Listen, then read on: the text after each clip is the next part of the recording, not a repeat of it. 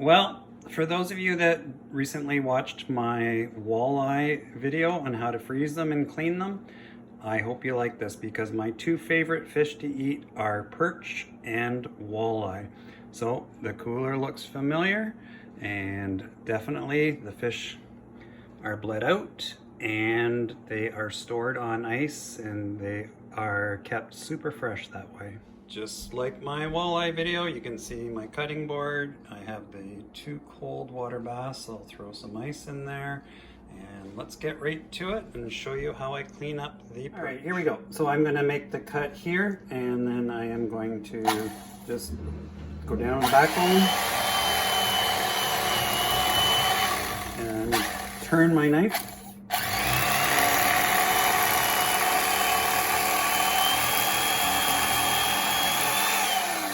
Run it down the side, and just like the walleye, you can see that it's nice clean meat when you bleed them out.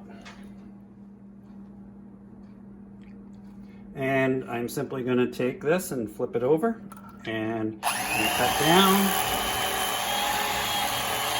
to the backbone, turn my knife,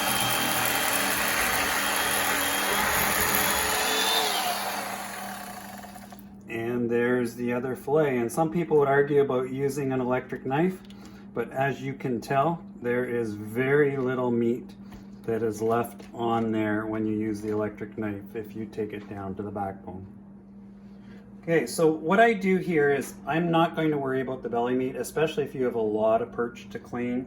I'm going to take my knife and I'm going to cut down to the skin. And I'm going to follow it along. And I'm going to go slightly above the rib cage because I want to get rid of that little strip of bones. And by cutting it down to the skin but not through, I can now take my knife, and again I use my fingernail, I just hold on to it, and I'm going to cut along. And once again, I'm going to keep my little strip of skin on there. So now, when I take this, I have my fillet and it's all ready to go. There's no bones left in it. I'm going to throw it into my cold water bath, and I have my piece of skin on there, and get rid of that rest of that skin. And that's how I do one side, and I'll do the other side for you just as quick so you can see it from a different perspective. Here's the other side, and I'm going to start down at the bottom, and I'm going to go down again just slightly above the rib bone. And when I go through, and I'm going to strip it off, and go along and pressing down. I'm going to keep a little bit of skin on.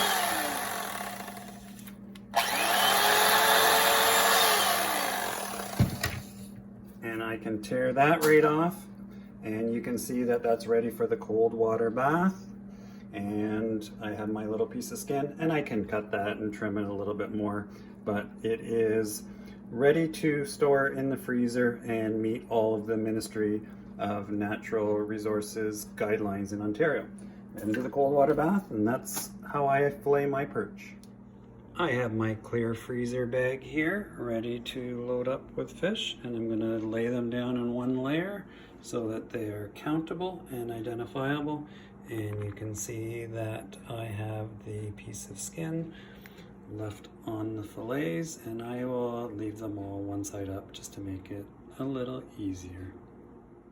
I have my bowl, I have my perch in the bag, and I'm going to show you the way to get the air out, and we're all ready to go.